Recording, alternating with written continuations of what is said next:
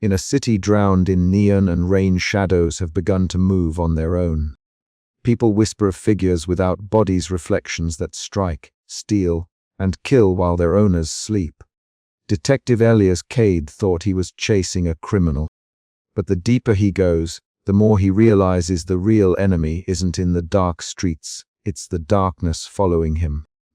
This is the city where the shadows walked without their bodies, where fear has no face, and light can't be trusted anymore. The city sprawled beneath a sky choked with neon and smog, its towering monoliths bleeding light into the perpetual dusk. Rain slicked the streets, reflecting fractured signs in hues of electric blue and sickly green. Elias Kade stood at the edge of an alleyway, his breath misting in the chill air as the distant hum of hover cars faded into a low, ominous drone. Here, in this forgotten corner of the megacity, fear had taken a new shape, one without flesh or bone. He crouched beside the trembling victim, a man barely conscious, eyes wide and darting toward shadows that flickered unnaturally along the cracked concrete walls. "I swear it wasn't a man," the victim whispered hoarsely, "just darkness moving on its own." Elias's gaze followed the victim's frantic eyes. The shadow detached from a nearby street lamp, pulsing and twitching, as if alive. Without a body to anchor it, the shadow lunged, striking with swift brutality. Yet when Elias turned, there was nothing but empty space. No figure, no attacker, only the cold, unyielding night. The phenomenon was spreading. Reports flooded the precinct, shops robbed by shadows, assaults with invisible hands, chaos unchecked by conventional law enforcement. It was a nightmare made real, a violation of natural order that left the city trembling. At precinct headquarters, Captain Rourke's gruff voice cut through the murmur of officers. "This isn't just another gang war," he said, slamming a dossier on the table. "These shadows are turning the city inside out. We need a special unit, and Kade, you re-leading it." Elias nodded, a mixture of resolve and unease tightening in his chest. The shadows were not just criminals, they were something else, something beyond understanding. And now, they had his attention. Later, atop a rain-slicked rooftop, Elias studied his own shadow. It stretched long and thin, edges flickering like a candle's flame caught in a draught. For a moment it seemed to hesitate, to twitch with an intelligence of its own. A chill ran down his spine. "What are you hiding?" he whispered to the darkness at his feet. From the depths of the city, a hooded figure approached Juno, a street informant known for navigating the city's hidden currents. Her voice was low, urgent. "They're not random," she said. "There's a pattern. Someone's pulling strings. The Umbra Network. You need to watch your back." Elias felt the weight of those words settle like a stone. The shadows were out there, moving with purpose, and so was the corruption that bred them. The night deepened, neon signs flickering like dying embers. Somewhere in the darkness, a shadow moved without a body, untouchable, unstoppable. And Elias Kade, detective of a city unraveling at the edges, was just beginning to understand the nightmare he faced. But as he turned to leave, his own shadow twisted oddly beneath him, a silent harbinger of the horrors yet to come. The precinct office was a cramped cage of buzzing electronics and flickering screens, a sanctuary for the desperate and determined. Elias Kade sat slouched behind a battered desk, the worn wood scarred by years of restless hands and restless minds. Neon light from the city outside cast long, wavering shadows through cracked blinds, the colors bleeding into the stale air like a slow, toxic rain. Across from him, Mira Voss leaned over a holographic projection that shimmered with the pulse of recent shadow attacks. Her short, cropped hair caught the glow of the displays, sharp angles framing eyes that seemed to pierce the digital veil. The map beneath their fingers flickered erratically, red markers flashing like the city's heartbeat, erratic, violent, alive. "These aren't isolated incidents," Mira said, voice low but steady. "Look at this cluster here downtown, the industrial sector, the old transit lines. The shadows are striking in patterns. It's too deliberate to be chaos." Elias rubbed his temple, the exhaustion etched deep into the lines around his eyes. "Patterns or puppets? Are we looking at some kind of shadow puppeteer? She nodded, her gaze never leaving the shifting data streams. Exactly. Someone or something is pulling strings. The room seemed to close in around them, the hum of outdated computers blending with the distant rumble of the megacity beyond. Outside, the rain tapped relentlessly against cracked windows, a metronome for the city's restless pulse. Elias's eyes flicked to the corner of the room, where a cracked monitor displayed a live feed of the streets, a shadow detached and hovering near an alleyway, flickering like a flame caught in the wind. How do you hack shadows? Elias muttered, more to himself than Mira. Not the shadows themselves, she said, clicking swiftly through layers of encrypted files. But the signals, the disturbances they leave behind. Umbra's encryptions are tight, but every system leaks. Her fingers moved with practiced precision, peeling back layers of digital smoke to reveal intercepted transmissions, cryptic bursts of data that hinted at coordination. A network beneath the network. Elias's heart thudded unevenly as the pieces began to align. So the Umbra network isn't just a rumor, he said grimly. They're real. Mira exhaled slowly, eyes narrowing, and they were orchestrating this nightmare. The concept was surreal shadows, long thought to be mere appendages of their owners, acting with will, intent, and now direction. Elias's methodical mind strained against the intangible horror. The city was not only unraveling but doing so under the hand of an unseen enemy, one that defied logic yet wielded power like a blade. Later, Elias stood by the rain-streaked window of the precinct. The city sprawled beneath him in a labyrinth of glowing veins and shadowed corners. His own shadow stretched along the concrete, twitching, hesitating, an erratic pulse in the familiar. A cold knot tightened in his gut. Mira's voice broke through the silence. You can't fight this like a normal case, Elias. Shadows aren't just enemies. They're refractured reflections of ourselves, of the city's pain. He turned to face her, the weight of his exhaustion and fear etched into every line of his face. And what if the reflection is a monster? Then we have to understand it, she said softly, before it consumes us all. The partnership between the detective and the hacker deepened, a fragile alliance forged in the crucible of creeping darkness. Each revelation pulled Elias further from his rigid certainty into a world where light and shadow bled into one another, where control was an illusion and identity a fragile construct. As the night thickened around them, the city whispered its secrets in echoes and shadows, and Elias knew they were only just beginning to listen. But the shadows were already listening back. The megacity's underbelly was a labyrinth of flickering neon and choking fog, a place where the light fought to survive against the ever-encroaching darkness. Elias Kade's footsteps echoed hollowly against the cracked pavement, the worn sole of his boot catching on a loose shard of metal. Beside him, Mira Voss moved with a practiced ease, her sharp eyes scanning the shadows as if expecting them to bite.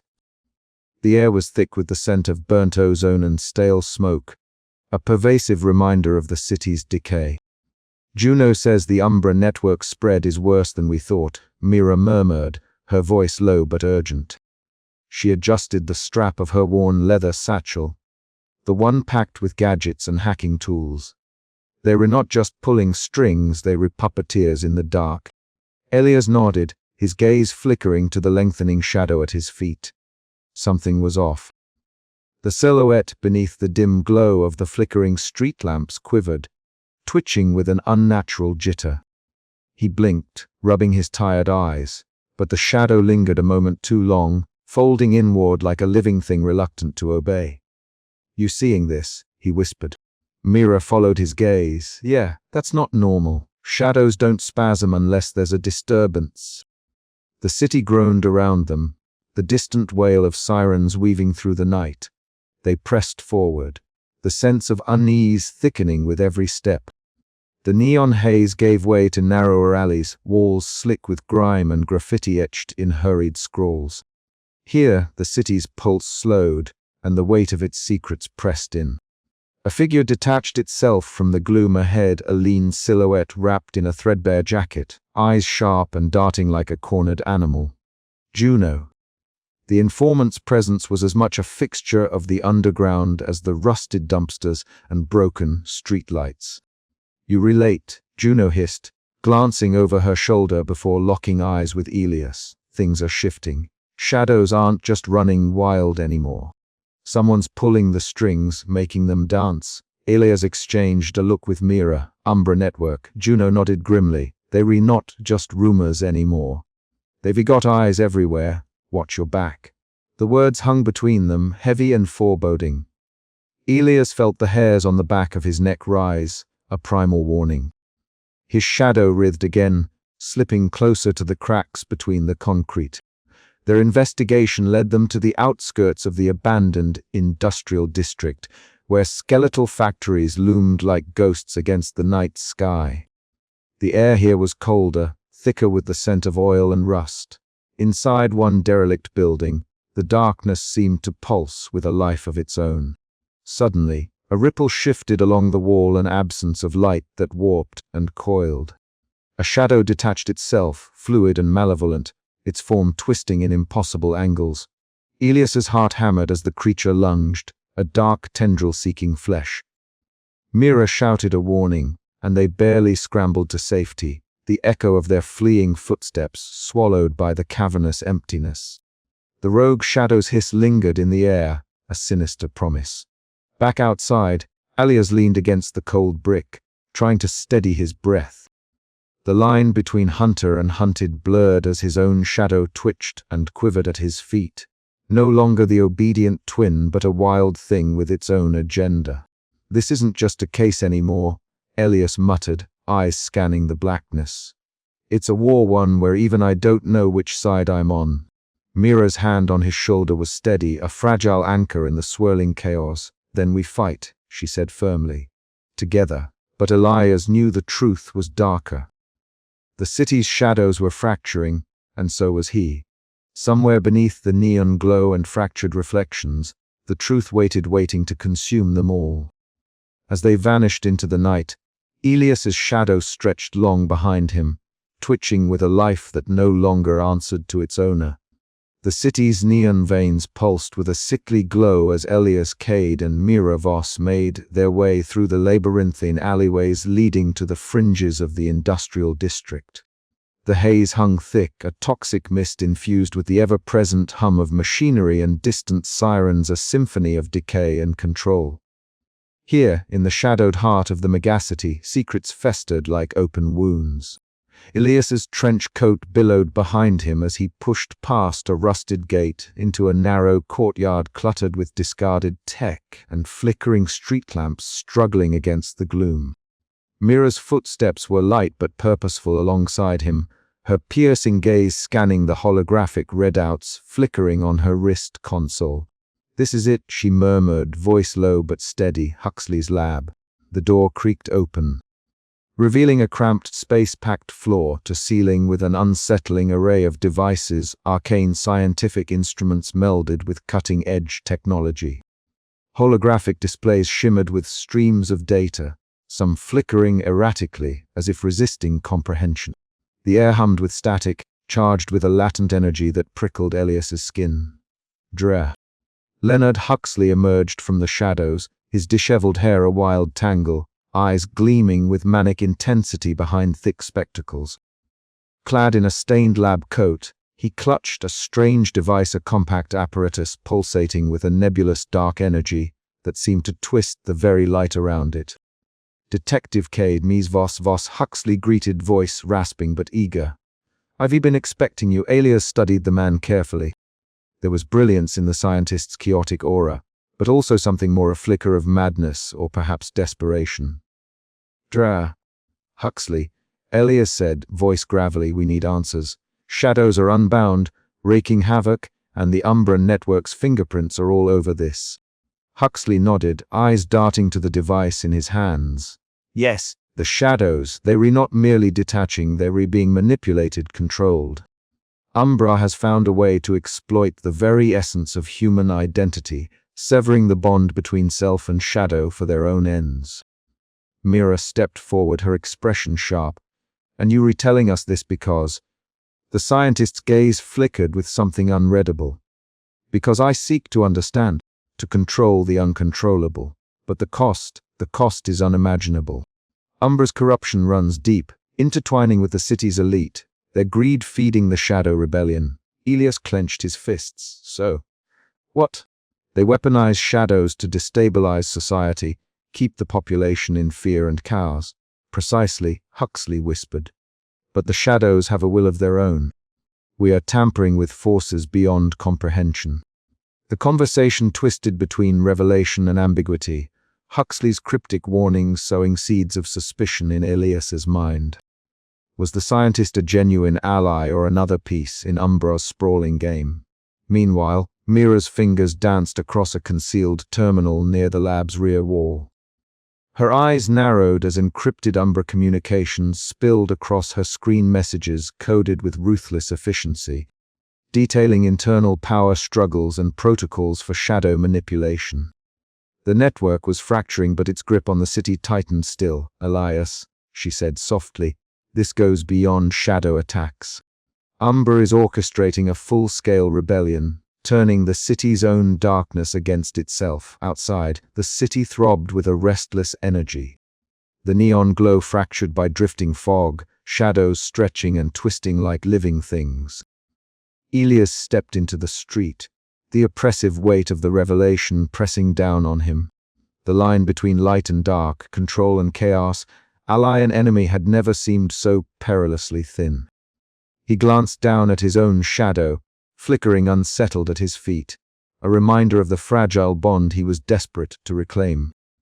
The Umbra's veil had been pierced, but the true darkness was yet to come. "We're not just fighting shadows," Elias muttered. "We were fighting the city itself." A low rumble echoed through the streets, a warning, a call to arms, or perhaps the first breath of the nightmare yet to unfold. The investigation had deepened into a web of deceit and power, and Elias knew that every step forward risked pulling him further into the abyss. But turning back was no longer an option. The shadows were watching, waiting, and the Umbra network's grip was tightening. Outside the flickering holo signs, the city seemed to hold its breath, the neon lights casting fractured reflections on rain-slicked pavement. Elias steeled himself. The hunt was far from over, and the shadows were no longer just fleeing, they were hunting. "We need to move quickly," Mira said, her voice steady despite the storm of revelations. "Umbra won't wait for us to catch up." Elias nodded, eyes scanning the horizon where the glow of the city's heart met the encroaching darkness. Their enemy was invisible, omnipresent, and merciless. The line between man and shadow was blurring, and the cost of control was growing ever higher. As they disappeared into the labyrinth of alleys, the city swallowed them whole, its secrets waiting patiently beneath the Umbra's veil. Captain Rourke's office was a stark contrast to the sprawling majesty outside, a claustrophobic box of concrete, metal, and flickering fluorescent lights. The sharp scent of stale coffee mingled with the ever-present hum of distant sirens and the faint buzz of outdated electronics. Elias Kade sat across from his superior, the weight of expectation pressing down like the suffocating smog that clung to the city's skyline. "Results, Kade," Rourke said, his voice low but uncompromising. "The public's losing faith. Shadows running rampant, and we're supposed to be the shield. I need answers." Elias's eyes, rimmed with exhaustion and shadowed from sleepless nights, met the captain's. "We're making progress. Patterns are emerging. But this isn't just a matter of rogue shadows, it's organized, coordinated." Rourke's gaze didn't soften. "Organized or not, people are dying. Find a way to stop it." The meeting ended with a curt nod, leaving Elias alone with the oppressive silence of the precinct. He rubbed his temples, feeling the familiar prick of anxiety, the gnawing sensation that the shadows lurking at the edges of the city's neon-lit streets might reach him before he could reach them. Across town, in a cramped apartment nestled within a labyrinth of forgotten alleys, Mira Voss sat hunched over a bank of glowing monitors. The blue light bathed her face, sharp and focused, as streams of encrypted data scrolled past her eyes. Her fingers moved with practiced precision, breaking through layers of digital defenses like a ghost slipping through locked doors. Mira's breath caught as she uncovered whispered conversations and fragmented transmissions, Umbra's internal communications rife with tension and betrayal. Factions jostled for power, veiled threats passed in code, all underscored by the cold calculus of control. "They refracturing," Mira murmured, eyes scanning for anything that could give Elias the edge. Yet beneath the triumph lay a deeper unease. The Umbra network was not just a faceless enemy but a living, breathing organism, its tendrils woven deep into the city's veins. Meanwhile, Elias stood atop a rain-slicked rooftop, the city sprawling beneath him in a chaotic tapestry of neon and shadows. The air was thick with the metallic tang of ozone, the distant wail of sirens weaving through the night. His gaze locked on the black shape tethered to his feet, his shadow, but tonight it was different. It stretched unnaturally, twitching with a life of its own, a dark puppet dancing to unknown strings. A chill ran down Elias's spine as the shadow flickered, momentarily detached, before snapping back into place. He swallowed hard, the line between self and other blurring in the city's sickly glow. The shadow was no longer a silent follower, it was an unpredictable force with its own will. Back inside the precinct, the suffocating air of Elias's office closed in around him. The walls seemed to pulse with the city's heartbeat, the low murmur of activity, beyond the door, a distant echo. Alone, he felt the creeping tendrils of paranoia tighten their grip. Every movement in the shadows, every whispered rumor, fed into a growing storm of distrust. The faint silhouette of his rogue shadow flickered behind him, a silent specter in the dim light, whispering threats without words. Elias's breath hitched. He was caught in a web of corruption and control, both external and internal, where the lines between hunter and hunted, self and shadow, were dissolving. Mira's encrypted revelations promised a path forward, but the cost was clear. The Umbra network's fractures meant opportunity and danger.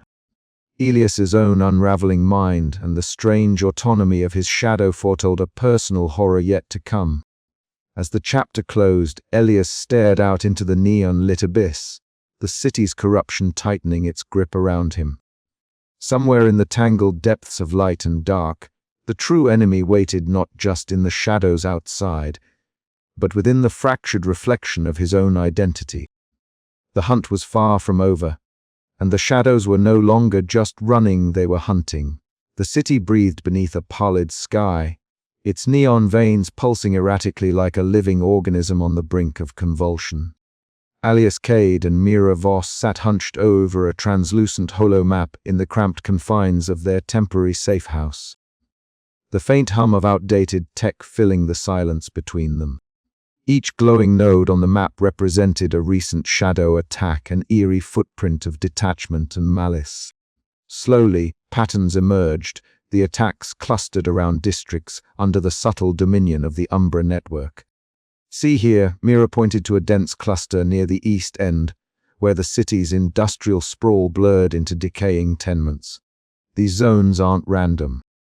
Umbra's influence runs deep through these streets, law enforcement, corporate fronts, even the local gangs answer to them." Elias' eyes narrowed, tracing the lines that connected the dots. "So the attacks are coordinated, not just chaos. Umbra's pulling strings, using these shadows like puppets." Mira nodded, her expression tight. "And that means they have operatives inside the precinct, feeding information, sabotaging any real progress we make." The thought gnawed at Elias' resolve. Trust was a currency long devalued in this city, and now it was slipping through his fingers like smoke. Meanwhile, Agent Klein sat in a shadowed corner of the police precinct, his fingers dancing over a concealed data pad. From behind the cracked glass panel of the interrogation room, he watched Elias and Mira with cold amusement. To the rest of the force, Klein was just another officer, reliable, efficient, unassuming. But beneath that veneer lay a calculating mind, loyal only to Umbra's inscrutable agenda. A faint smirk curved his lips as he sent a coded message into the underworld, a signal to disrupt the Doe's investigation further. Every step Elias and Mira took was monitored, every lead subtly twisted or erased. The stakes had never been higher. Later that night, rain slicked the streets, turning neon reflections into fragmented pools of light. Elias and Mira took position on a narrow rooftop overlooking a notorious Umbra-controlled district. The air was dense with the metallic scent of wet concrete and the distant hum of malfunctioning street lamps. "Stay alert," Elias whispered, scanning below. His shadow stretched long and thin beside him, but unease prickled at the back of his mind. Something was off. Suddenly, his shadow flickered, twitching independently. Elias's breath caught. Before he could react, the silhouette detached, slipping silently into the gloom. His heart hammered as he watched it merge with the darkness, moving with purpose and menace. A muffled explosion shattered the night's fragile quiet. Elias lunged toward the edge, eyes wide, as chaos erupted below a shadow attack in the heart of the district. The autonomous shadow had struck without its owner's consent. Mira's voice came through his earpiece, sharp with concern. "Elias! "Are you okay?" He swallowed hard, voice strained. "My shadow, it just acted on its own. I barely got out." The incident shattered the fragile illusion of control Elias had clung to. The hunter was becoming the hunted, and the lines between self and shadow blurred beyond recognition.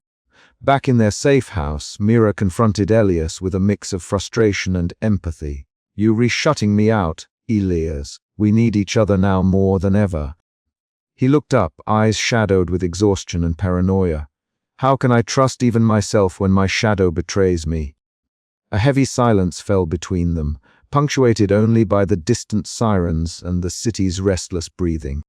The surreal horror of their predicament pressed in like the ever-present haze outside, a constant reminder that in this city, control was an illusion, and shadows could not be trusted. But surrender was not an option, not yet. The fight had only just begun. Elias's mind raced with questions that had no answers. What force could command shadows to such autonomy? Was it Umbra's doing or something darker? And if his own shadow could turn against him, what hope was there for anyone else? The rain continued to fall, washing the city in cold light, but the shadows beneath remained restless, waiting, watching. And Elias knew that to survive, he had to face the nightmare within himself, even if it meant losing the very thing that defined him. As dawn approached, the city stirred, oblivious to the silent war waging in its underbelly. Elias and Mira prepared to dive deeper into the machine, a labyrinth of corruption, betrayal, and unrelenting darkness where shadows walked without bodies, and trust was the rarest commodity of all. The night was far from over, and the shadows had only just begun to move.